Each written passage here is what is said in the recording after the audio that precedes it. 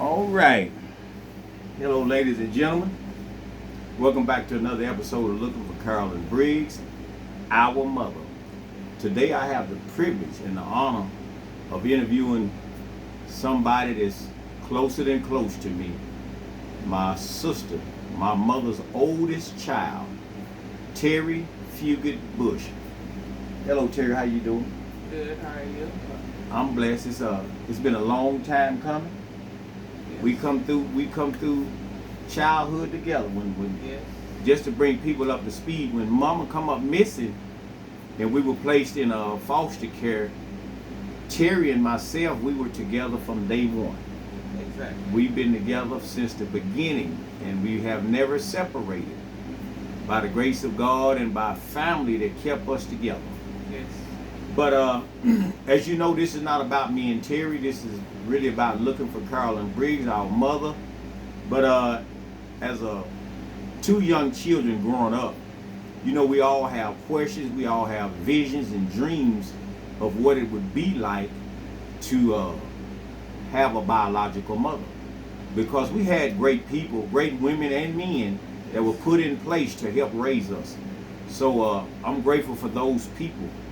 But today I just want to talk to my sister, somebody that I know feels the same way I feel, went through the same thing I went through. So I just want to talk to her we're going to just go back from a little girl. Terri, I don't know if you remember when the first foster home we were in, Mom and Daddy, Yes.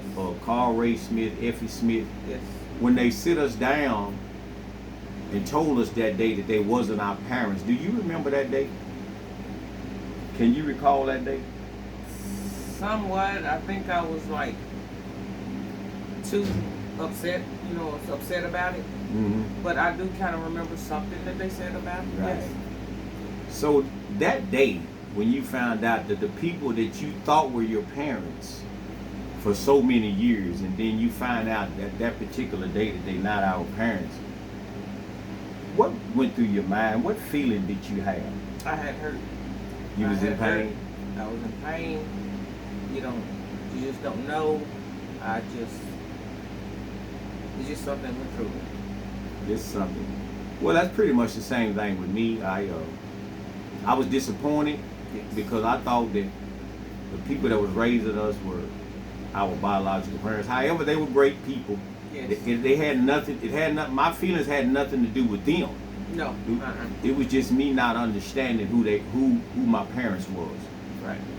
But as a little girl, after you found out that your biological mother was missing, growing up as a little girl looking for leadership, looking for somebody to look up to, how did you manage those days? Because I know some difficult days for me. So how did you manage those days? I didn't. I acted out in the wrong way. I just wanted my own parents. Right. Which I had parents to raise me right, but I wanted my own because I see how it was, with theirs and them, and I wanted the same thing. So it was very hard. Very hard. And I agree, I understand. But fortunately for me, I didn't struggle in certain areas because I had you. Because I was a baby boy. I had you as a big sister / mother. You was my protector, my keeper, my provider, and to this day, to this very day, you still that person. So I had you, so I didn't go through a lot of emotions because I had you. And then we also had Carlos, Yes. which was my big brother, which you guys will get an opportunity to speak to soon. I'm working on that interview myself right as we speak, but you'll get a chance to talk to Carlos Ransom. So, but anyway, I didn't. Getting back to you, I had the privilege of watching you and you helping the people that stepped in to raise us. You was helping discipline me too. When I was doing wrong, you would straighten me out. Even when I grew up and still was doing wrong, you would still straighten me out. So I was grateful for you as a sister. Now as an adult, we're just moving right along. As an adult, because now you've raised your children, and you participating in raising your grandchildren now. But it's still hard to me, you know, because I've always wanted my mother. I'm still struggling with wanting my mother. I had episodes back when I was a kid, you know, I remember Aunt Shirley slapping me, waking me up because I was talking to her on the ceiling, you know. And I still struggle right today because I just want to see her. Right. I just want to see her. Yeah, I'm the same way, Terry. I want to see our mother also. But I've always, when I was talking to her on the ceiling, we supposed to meet downtown Denison. That was our discussion. And when she asked me, do I know who she is? I said, no. She said, I'm my mother, and that's when I remember, you know, to be woken up. Ain't Shirley waking yes, me up. Ain't Shirley waking me up. So in a sense, that was a good dream. I still have it. That's a good dream because I dream and fantasize myself about Mama. I do. I'm sorry that it's tough on you right now. If you want to take a break, we can. But at the end of the day, Terry, God placed me and you and our mother together for a reason. We went through what we went through because God said go through it. But I truly believe we're going to get the answers that we need, the answers that we're looking for. And because I have a lot of videos coming up. A lot of people has been contacting me, want to be interviewed and talk about my mother. Some other platforms want to interview us and talk about our mother and my father, which brings me to the next segment. Our mother was married to Terri's father. Yes. Well, she knows her father, and we're going to get an opportunity to speak with him real soon. We were going to do it this weekend, but unfortunately the schedules, they're not connected. But Terri, you have a lot of family and friends and followers that's really rooting for you, me and Carlos to get answers about our mother. My last thing to you is, my last two things is motherhood, grandmotherhood. Where have you got the energy to be the mother and grandmother that you are today?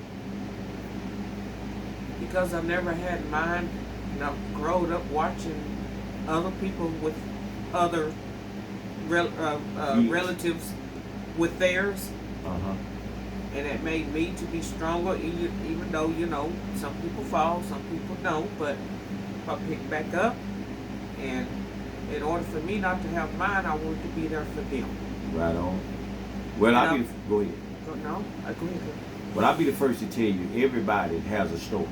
Everybody. So nobody's story is no different than yours. No. So don't worry, don't let that bother you, because I've witnessed, because I've known you all my life.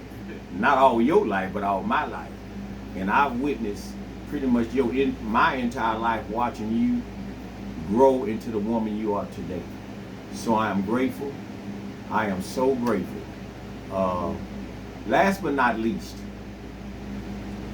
if Mama was watching this video and you could say one thing to her, what would that one thing be?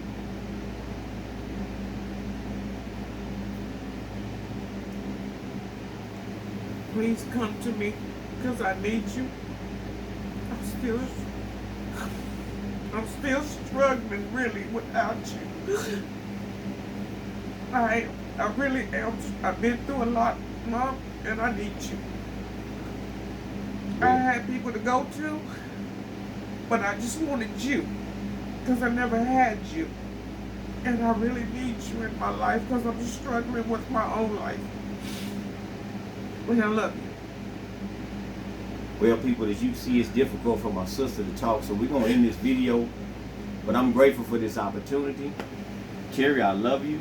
I love you because you've been my mother. You've been my sister. You've been my protector, my provider.